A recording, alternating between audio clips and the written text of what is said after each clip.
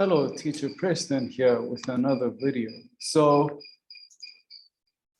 I was thinking this morning, how when you start out teaching, that is, how do you become a better teacher?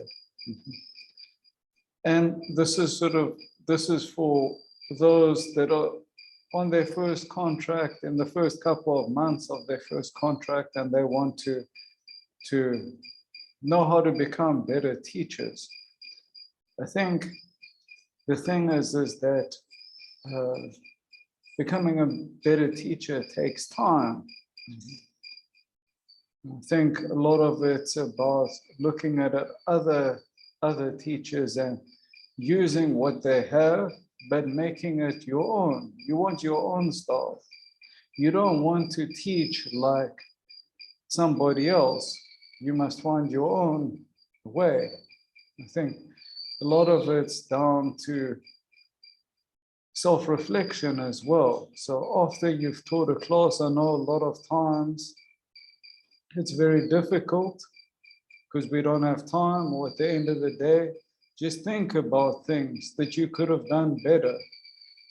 Think of ways that you could have changed the lesson. I think also a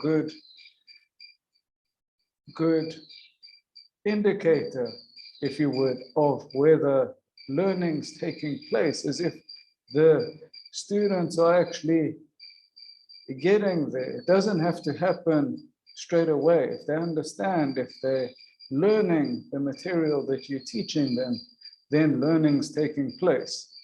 I think also we've sort of, how can I put it? We have this thought that everything must happen quickly, that learning must take place quickly. So the first lesson, they must get it. They must understand what you're trying to teach them. But students are at different levels, different ages, have different abilities as well. So sometimes it's going to take a bit of time. So don't sort of feel despondent. And it's all right to have bad days, always. Myself, my partner, we always have those days when we had a bad day. Students are buggering around, don't want to learn, especially online now, playing computer games or doing something else, and you can see their focus isn't there. But don't be despondent. Just keep going.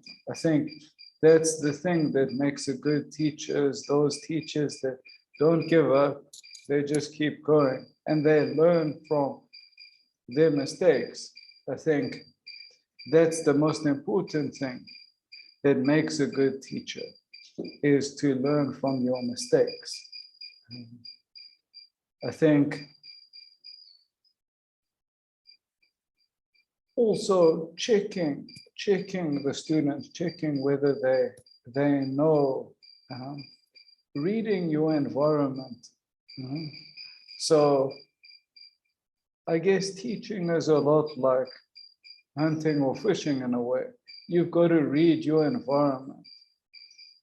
And the environment is the children. So by reading whether they're bored or not, or whether they're learning, they're interested, they're focused, and adjusting your teaching accordingly to bring them back. Always try to bring them back. I think also Rome wasn't built in a day. We sort of, in this world now, everything's fast-paced and results-based, and everybody wants results yesterday. But that is not the reality of things. Becoming good at something, like anything, like a sport, like learning to play the violin, takes practice. And the more you do it, the better you get. It's okay to have, sorry, I had an ant calling on my computer there. It's okay to have a bad day. It's okay to feel as if you didn't do well, but or didn't teach well, but use the resources you have, use other teachers, use the internet. There's lots of amazing lesson plans on the internet. Well, lessons and demos of how you should teach, what you should do, strategies, tactics you can use. We're definitely, teachers these days are definitely in a hell of a lot better place than they were 30 years ago. Because we have the internet, we have everything, it's all here at our fingertips. It's just a question of using it. Speak to other teachers, older, more experienced teachers, say, this isn't working, what can you suggest? I think it's a sort of trying factor.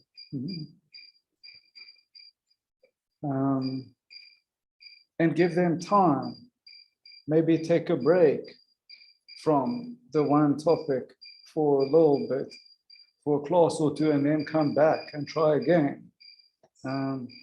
Those are some sort of strategies you can use, and fun. When you see a class dropping off and becoming bored and focusing on other things, I think the important thing is mix it up. So bit of flashcards, games, fun, because you got to understand fun equals learning without doing anything. Remember those moments that you wanted to learn something and it was fun and you learned it. And the reason why you learned it was because it was fun, because it was exciting, because it was interesting. I know you can't be that all the time. It's a sort of parry and thrust, if you would, because you have to be the teacher, but at the same time, a balance. Don't be scared to use those teachable moments. Look at the class, and when they're interested in something, you can see it in their eyes. You can see that they're really, really enthralled in something. Go down that road, explore those, as a friend of mine, Schultz Fitzhenry said, explore those teachable moments. Very, very, very important thing.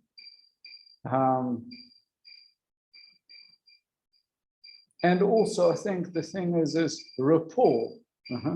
Rapport. Because teaching is a relationship. So you have to build trust with your students, which could be difficult sometimes, but things like playing games, asking them what they think, their opinions on things. It's very, very, very important. And not being able to,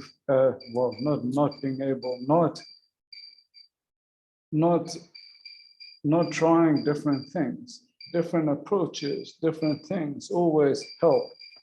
Sometimes we get stuck doing the same thing and it becomes boring for us to, so change it up, mix it up. Keep them on their toes as well. Very, very, very important. So just to recap for those teachers that are starting out and aren't sure that they're good teachers, just self-reflect. So step one, when you've had a class or at the end of the day, just sit down and think about things that you could have done better. Write it in a notebook. I know it's old school, but it's very, very helpful.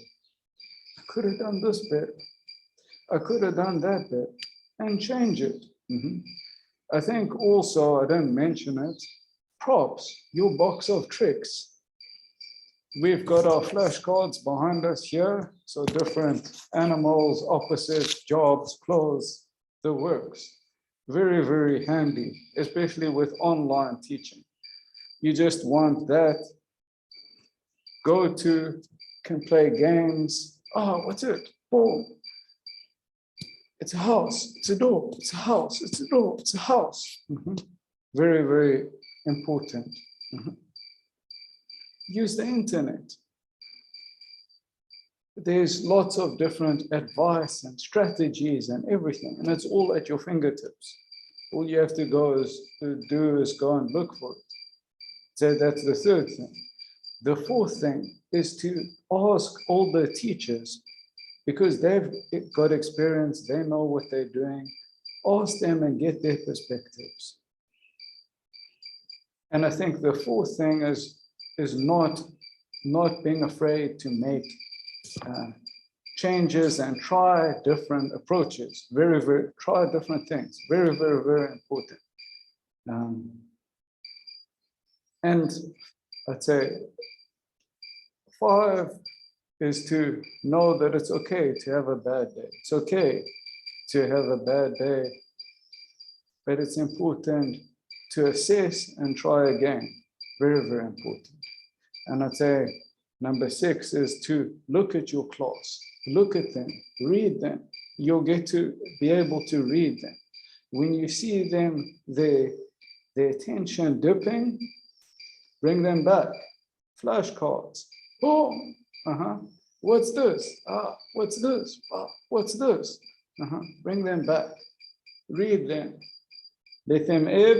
It's sort of like a tide that goes out. And when you've seen it's gone the furthest, and you can see that their attention slipping, bring them back. Anyway, thank you for joining me for today's video, and see you in my next video. Bye-bye. Have a great day. Bye.